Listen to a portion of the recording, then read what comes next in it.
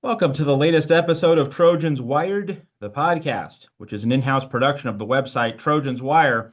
We are part of the College Wire Network, and we are preparing for the Sweet 16 Saturday. The Spokane 4 regional USC Kansas State comes around at about 5 p.m. Pacific, 8 p.m. Eastern. It's going to be 30 minutes after the end of the first regional semifinal between Connecticut and Oklahoma. That starts at 2:30 Pacific. So 30 minutes after the end of UConn, Oklahoma, USC takes the court without Juju Watkins. And as we welcome back USC women's basketball analyst Cece Clay, we're going to get into the Kansas State game. But first, a few remarks on Juju's minutes and some of the other kind of non-controversies. Like, people want to make it a controversy, but it's really not a controversy. Set the record straight on Juju Watkins' minutes, because I know you wanted to do that, and I'm right there with you, by the way, in your stance on this. Yeah, so there's a lot of stuff going on X and on TikTok regarding Juju's injury and why she got injured. And one of the main things that's going around is that she was overplayed as a player. She played too many minutes, and because she was chasing titles or chasing stats or so on and so forth. And so I wanted to make sure that people understood that that was not the case. First of all, and many basketball people understand. It's just these new fans that just don't get it, in my opinion, is that a player has to be cleared by medical staff to get on the court and play. Medical staff, meaning trainers and doctors, to get on the court and play. They can't just go to coach and say, hey, coach, I want to play. And the coach says, okay. That doesn't happen. Lindsay can't clear Juju. It's the medical staff and so on and so forth. So I wanted to make that clear. And then the other thing is, people were saying that she was overworked the whole season. And so decided to go check stats so I can nullify that crazy talk and let people know that out of all the players in the entire Division One basketball realm, 54 players ahead of Juju played more minutes than Juju. 54. Okay, so she wasn't 54 players. And in the Big Four conference, 20 players played more minutes than Juju Watkins. And the number one player in the Big Four conferences that played the most minutes was Haley Van Lith. And as far as players overall, I just want to name some names, and I'll tell you the minutes. So Juju played in total 1,117 minutes. Anissa Morrow from LSU played 1,134, and she got injured and sat out a couple of days. So that tells you how her usage was when she was playing. Diamond Johnson for Norfolk State, 128. Sarah Andrews for Baylor, 1,121. Sedona Prince for TCU, 1,136. Georgia Amore for Kentucky, 1,137. Serena Sundell, who will be seen tomorrow night, 1,155. Sanaya Rivers for North Carolina State, 1,157. Haley Van Lith, 1,261 minutes per game. 150 more minutes than Juju plays. So I just wanted to set the record straight that that's not the case. That's not why she got injured. There are other reasons why she got injured that I don't want to get into right now. My stance is my stance on why that injury happened. I don't want to get into it, but I just wanted to set the record straight that people that just are talking that talk for whatever reason and don't understand basketball, it's a detriment to the game. It's a detriment to these players. It's a detriment to the coaches that coach these players, and they have to stop doing that. The only thing I would add to all of that, Cece, is that there was a full 2 week break from the end of the Big Ten tournament to the start of the NCAA tournament. So it's not as though this injury occurred in a context of the constant night after night action that we might see in the NBA, or that we did see in February when USC was playing once every 3 days and having plane flights in the Midwest.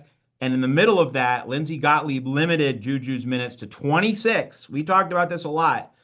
Only 26 minutes against Wisconsin, so that she was physically fresh 3 days later and a plane flight later against Ohio State. Lindsey Gottlieb not only didn't work Juju to the bone, she took great care to protect and shield Juju from physical breakdown when that Big Ten schedule got very packed in. And you and I talked about it a lot, how the Big Ten, did not give USC a smooth ride in terms of travel, in terms of cramming in games that could have been spaced out a lot better. Lindsey was advocate number one for making sure Juju Watkins was not physically overextended. So, the classic case of player overwork. Tom Thibodeau with Derrick Rose.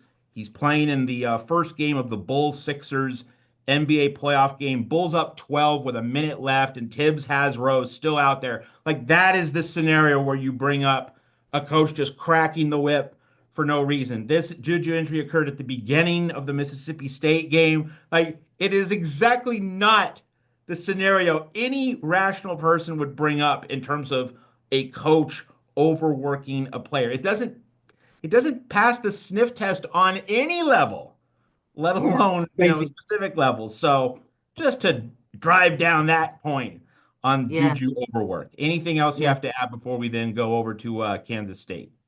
No, I'm good. I want to get into this. I want to get, into some positive vibes, but I did want to clear that up because I think people should know, you know what I mean? Whatever they say, there's stats to back things up. You know what I mean? So I'm going to be that analyst that I am, and I'm going to say, okay, you want to say this? I'm going to go check the stats and I'm going to bring it to the people so the people can understand, no, this is what it is. And so there's a clear understanding of what's really going on. So I just wanted to make that clear, and now we can move on. All Friday, right. by the way, everybody. As we preview this Kansas State game, CC, do you want to just start with stats, or do you have some matchup keys that you'd like to use as you attack this matchup? Obviously, we'll get to both sides of this, folks, listening here Yeah. on the Trojans So, Wire podcast. So just you can start wherever you'd like. yeah, this is going to be a very interesting game because, for one, I feel like Kansas State is very underseeded, especially since they have Aoki Lee back. I think they're more like a three or like a three seed instead of a five seed. But because Aoki Lee got injured, I think they put him at a five just in case. This is a very good shooting team, so they have a very good inside out game. Their 3-point shooting percentage is 38%. And I was looking at their stats earlier, and like they have three players that can really shoot the three. Tamara Pondexter, who hit 8 threes the last game, she shoots um, 40% from 3-point land and 55% from 2-point land. And then you have Serena Sundell, who's all everything. She shoots 54% from two and she shoots 32% from three. And then Taryn Sides shoots 43.8% from three. And overall, they shoot 38% from the 3-point line. So I think that we're going to have our work cut out for us. So we have to be mindful of our team defense tonight. And I think that's the most important thing is our team defense tonight. I mean tomorrow, and how they balance out the floor. Yeah. So, by the way, if you haven't listened to our show with Sabrina Merchant, women's basketball writer for The Athletic, that's in our archives. We've tweeted it out as well, put it out on our social channels. It's on CC's YouTube, USC Women's Basketball YouTube channel as well. In that episode, we did talk a little bit about the Kansas State matchup. And one of the things that Sabrina mentioned is that, without Juju Watkins, obviously a different dynamic for USC. We asked, does USC want to slow this game down without Juju, an elite transition player? And Sabrina Merchant was very clear in saying no, like USC still needs to be running, still needs to be trying to find ways to score before the opponent can set its half court defense. And that's a way to relieve offensive pressure on every Trojan. Get down the court anyway, even without Juju. So, in terms of that context, CC, who do you identify as kind of the person who, and other than Kiki, right? Kiki is the natural first option for USC in this game. There's no question about it. So I think a lot of our listeners would be interested in your best or biggest non-Kiki USC offensive contributor as you see it in this matchup against Kansas State. Yeah, I think it's going to be by committee, but I think I talked about it in the last podcast we had with Sabrina too, and I'm looking for Avery Howell. Avery Howell is going to have to step up and score a lot more. She's going to be key for us in hitting her 3-pointers. So I'm hoping that she's on.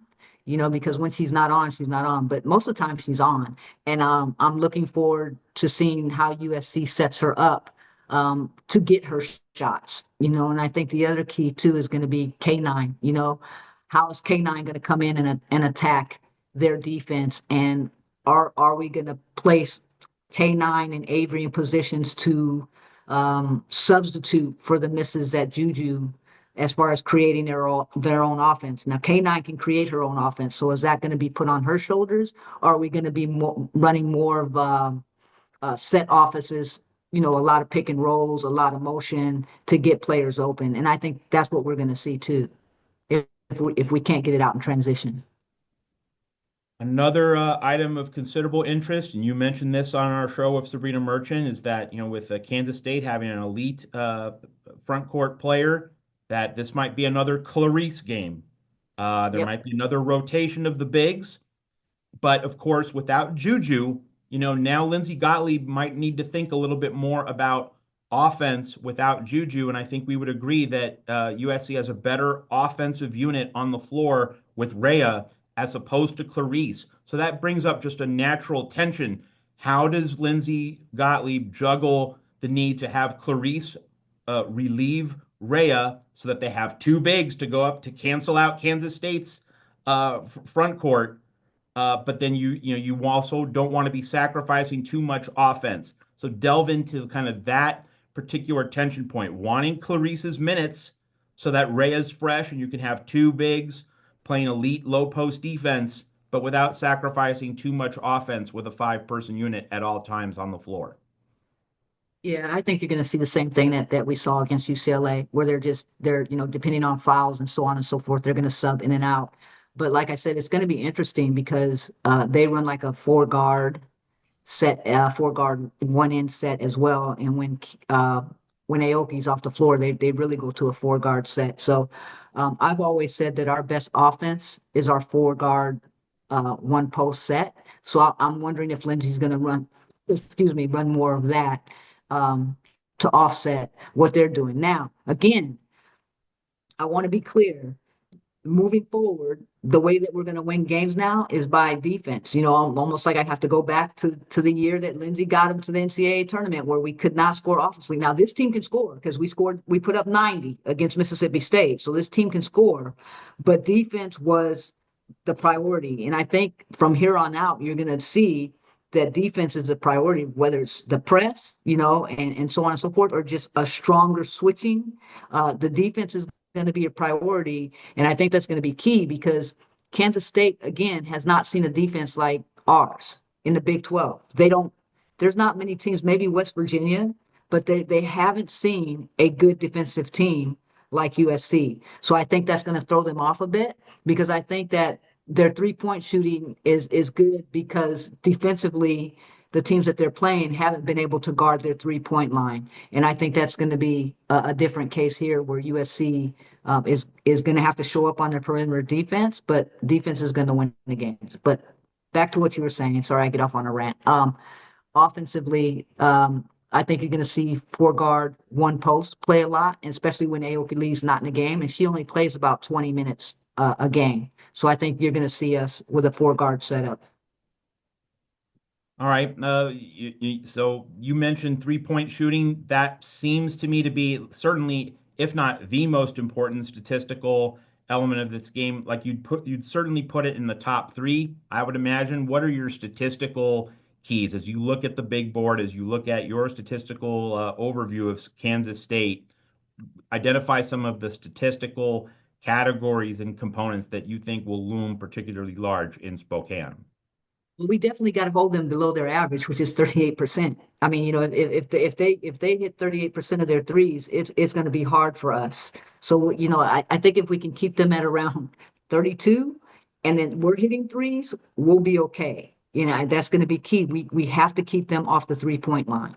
Aoki Lee is good in the middle, but like I said, she plays 20 minutes a game and her move in the key is not like Lauren Betts. You know how I talk about Lauren Betts? She likes to stay in the key, but her footwork is better than Aoki Lee's. So it's going to be interesting. They're going to put the same game plan together against Kansas State that they did against UCLA, just because it's kind of like the same dynamics. But yeah, I think that we have to hold them to below 38% in 3-point shots.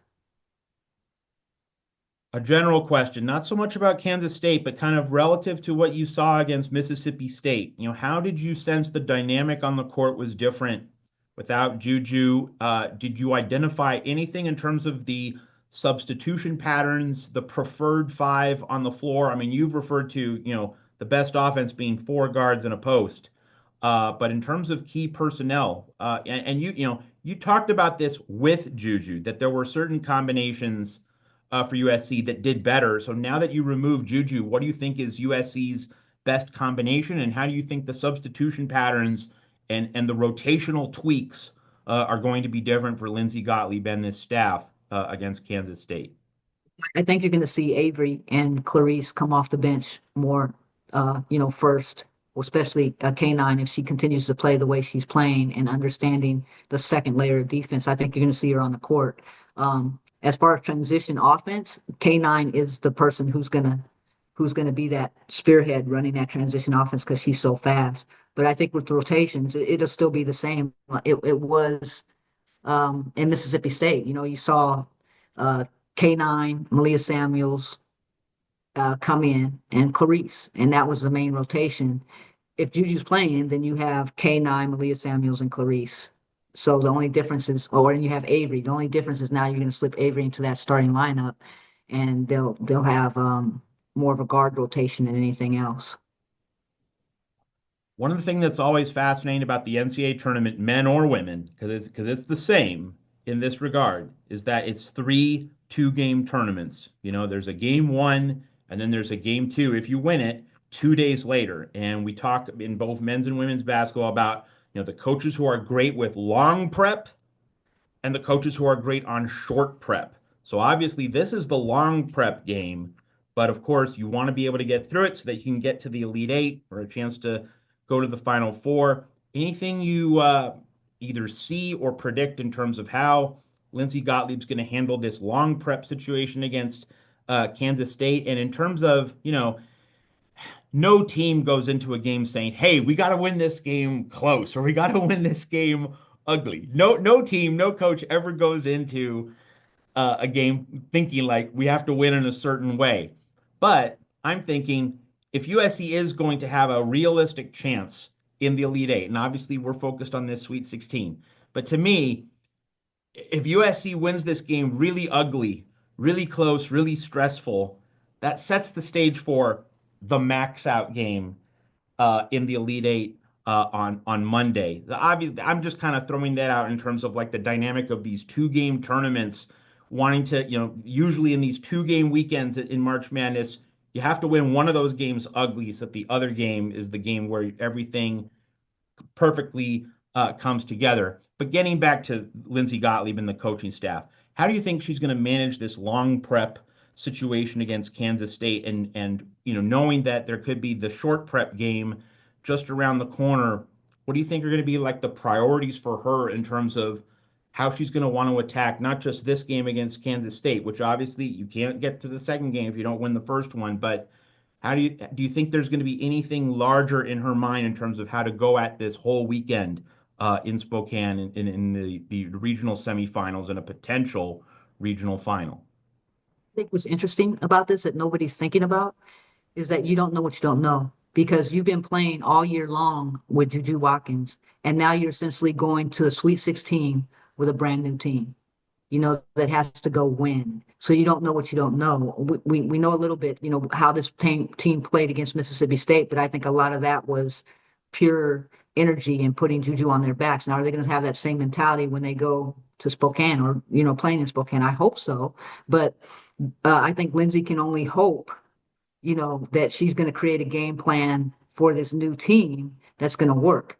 The good thing, I think, about this is she can kind of compare Kansas State to UCLA and have a scout for that based on, the UCLA dynamics, right? Although Kansas State is a much better 3-point shooting team. So she's going to have to tweak it a little bit. And the other good thing, they played UConn. So the tweaks that that she'll have to make with UConn are as Fudd or AZ Fudd is playing now. In the first game, she was kind of hurt, so she had limited minutes, and Juju's hurt. So how do you tweak that? How do you balance that out? And so I think it's like a learn on the go, learn on the fly. You're a whole new team. This is a whole new season, so it's almost like I won't say non-conference first couple of games where the team is filling each other out.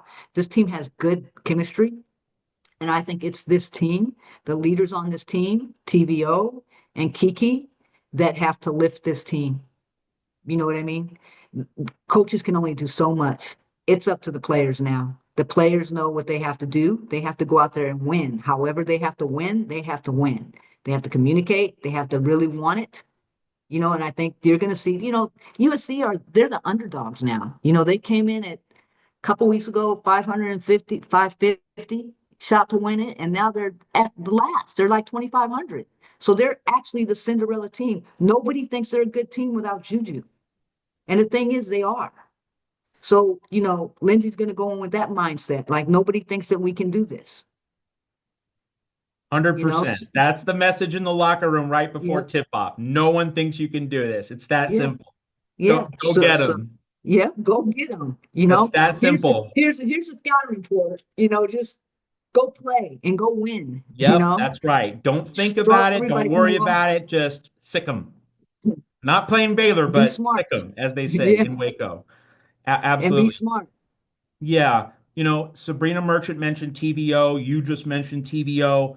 I really do think that she's the non-Kiki leader who needs to step up in this situation. And not just because she's a veteran generally. She's a graybeard on a team with a lot of freshmen. But more specifically, she's been here. She's been to the Sweet 16. She's been to the Elite Eight. She beat Notre Dame, a good, tough Notre Dame team in the Sweet 16 at this time of year 1 year ago. Like, to me, people didn't think that's could. The presence in the locker room. Yeah, when people didn't think Oregon State could. They went out there and beat Notre Dame. So it's the underdog. Yes. Yeah. And, Ray, too. Ray is a good leader. The players always talk about the unsung hero as being Ray and how she communicates with the team. So I think you're going to see this team come together. Whether they win or lose is a whole nother story, but you're going to see a team come together and do it for each other and do it for Juju, and just show the world that, hey, we're a good team. Yeah. So TVO for poise and kind of making sure this locker room is united. I think that's going to be one of her central roles for this team in Spokane. But purely in terms of energy, and you talked about this. This is a great point. At Galen Center, easy to feed off the adrenaline provided by a great, very supportive home crowd. You talked about how great the crowd was, and heartily second that. Now you're in a neutral site in Spokane. There are going to be some UConn fans there. There are going to be some Oklahoma fans there, as well as Kansas State fans. Very different vibe. So to me, creating early energy at a neutral site, an unfamiliar environment is going to be really important. I think Kennedy Smith really becomes like that early spark plug, setting the tone, especially at the defensive end of the floor. That's going to be another really big key in the first 10, 15 minutes for USC. Yeah, she's the team leader as far as defense is concerned. So at the point of attack, she's it. And that's the other thing. These freshmen, I don't care what anybody says. These freshmen have stepped up. They're ready for the big moment. And Kennedy, she's one of the best players on the team, in my opinion, and because she's such a perfectionist, and she wants to do everything the way it's supposed to be done. So I just expect all of them to go out there today and just play. And just play. And you and I, again, we see this the same way. Just no one thinks you can do it. Get them. Go get them. That's it. You don't need to complicate it. And it's one of the parts of coaching that people sometimes don't appreciate. There are some times when you don't want to overload your athletes with information. They're thinking about too much. Do I need to be here? Do I need to be there? What's my assignment? No, don't think. Just do it. Get after it with your energy, with your natural athletic ability, and don't worry.